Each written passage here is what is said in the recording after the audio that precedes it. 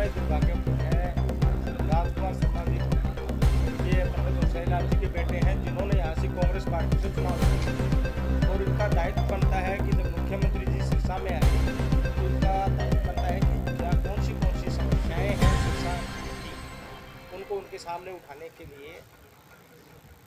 और इसलिए इन्होंने एक मीटिंग रखी कांग्रेस भवन के अंदर कि किस प्रकार से हमने जो सिरसा की मूलभूत जो सुविधाओं से वंचित है हमने मुख्यमंत्री तक कैसे पहुंचाना है। और उन्होंने एक कांग्रेस भवन में मीटिंग रखी। उसके बावजूद जिस प्रकार से सुबह हमें समाचार मिला कि राजकुमार जी को नज़रबंद किया गया है, तो ये लोकतंत्र की सरासर हत्या है और हम इसका निंदा करते हैं।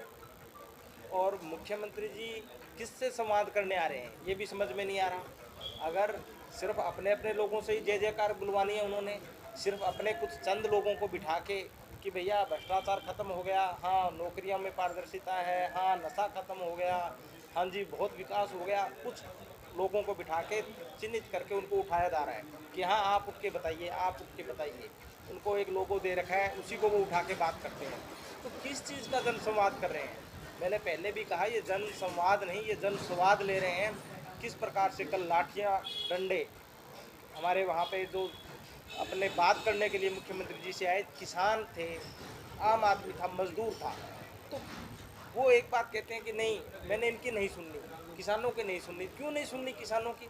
आप क्या संवाद किससे करने आ रहे हैं? ये बात हमें मुख्यमंत्री जी यहाँ आए हैं तो ये लास्ट में बता के जाए कि 3 दिनों के अंदर उन्होंने सिरसा जिले को क्या दिया।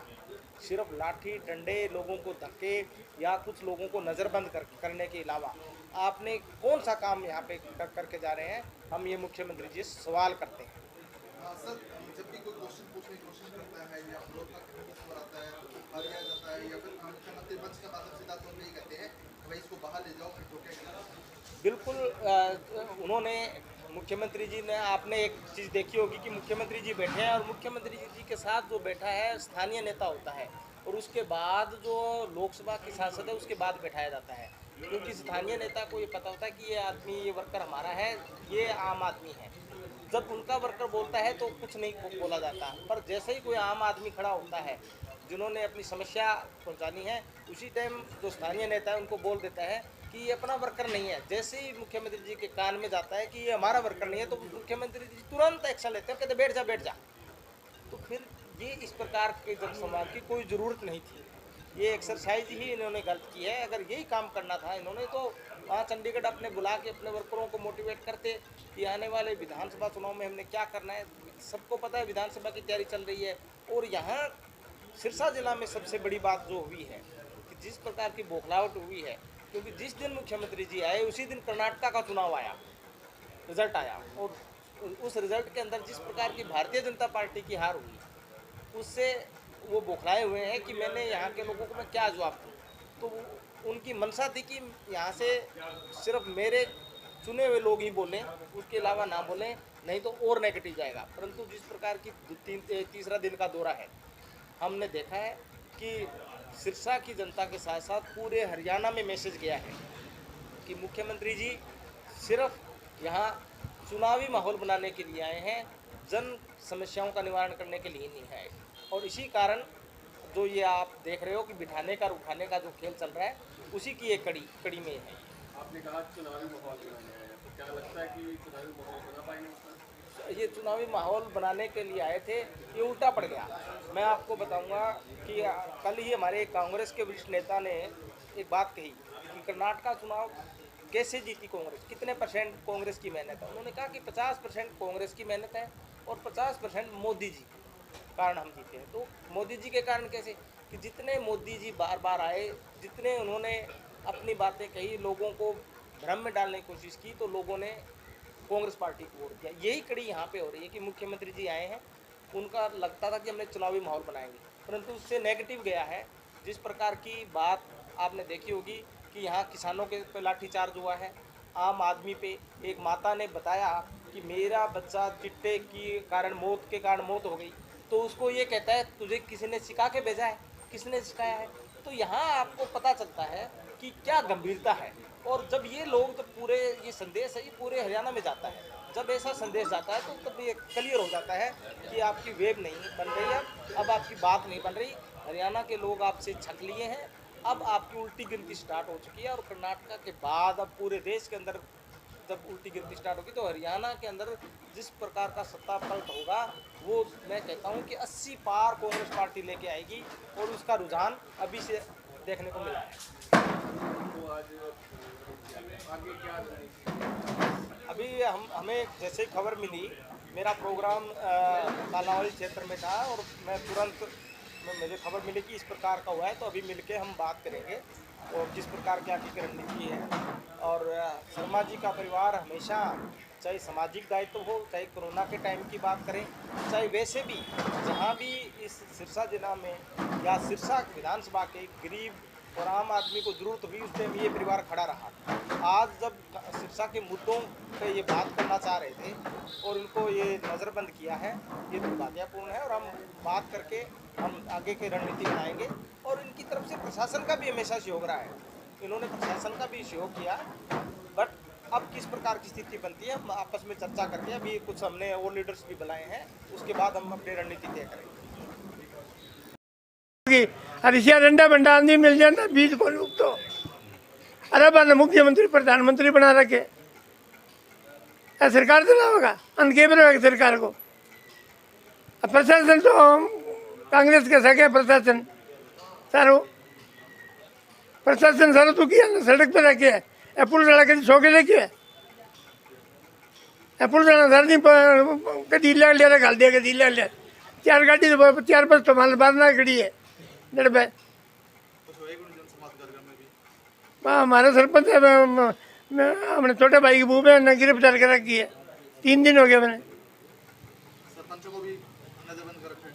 हाँ तो 4-5 खड़ी है बड़े, दिन रात बड़ी सुते है बेचारा, वो कती सा फिर दुख पहुंचा। प्रशासन ने क्यों करेगो, सारो प्रशासन कांग्रेस का सक है और सारा दुखी है, ना न लोहा लिया सके ना न दूर कर सके। कोई पढ़े बड़े हैं क्यों काम करेगा, ना टाबर नौकरी लगे। अब टाबर तो डांगर तरह था फिर बेचारा पढ़े लिखा, ये काम करे, नौकरी तो कहीं है ही को नहीं। अब 3-4 लाख आदमी नौकरी इतने कहाँ है, अब लगाने को लगे बता ना तनख्वाह खानी लग रही है सरकार। अब एक पटवारी है ने 5 काम दे रखे, कहीं 11 काम दे रखे, आई सेक्रेटरियाँ दे रखे, आई बीडीओ ने 4-4 ब्लॉक दे रखे। प्रशासन नहीं कौन की रिटायरमेंट हो गया कि मर गया बेचारा। तो सीटें सारी खाली पड़ियाँ, 7-8 साल में कोई नौकरी लगाए है, एक ही कौन लगाए।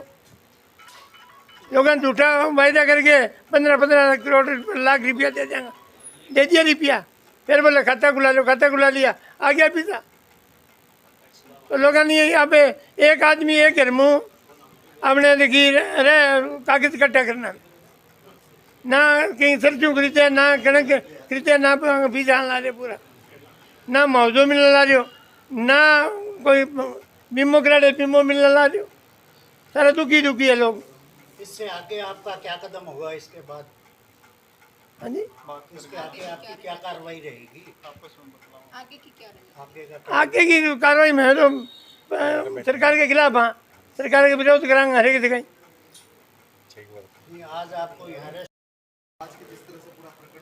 जी जी जी जी जी जी हमारा ये पूरा ही प्रोग्राम था, वर्करों को ये मैसेज था कि दीपेंद्र हुड्डा जी 28 तारीख को सिरसा आ रहे हैं, उसी की तैयारी के लिए या जिला भर के वर्करों को ये मैसेज था कि पार्टी ऑफिस में इकट्ठे हो, भी मीटिंग करेंगे।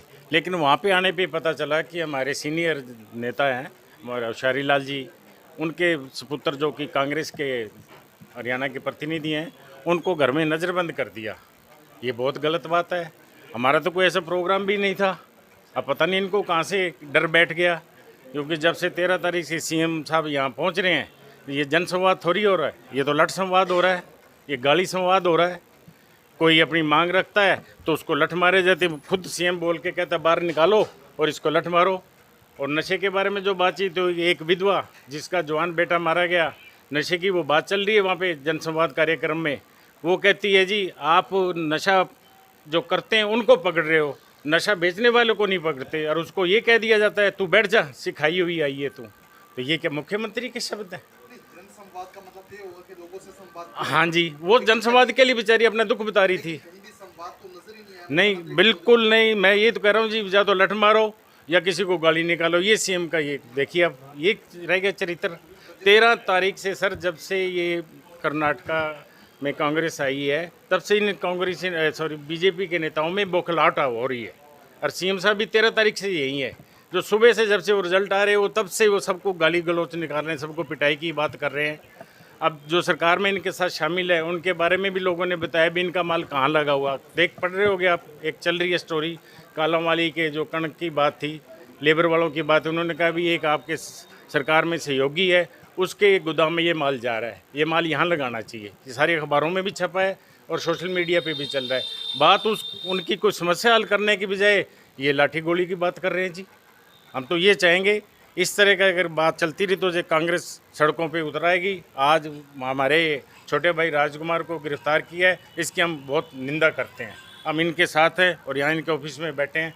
जब तक यहाँ पुलिस नहीं जाती यहाँ से, हम यहाँ से हिलेंगे नहीं। तो फिर सीएम का विरोध कहीं रहेगा आपकी तरफ से? बिल्कुल रहेगा जी।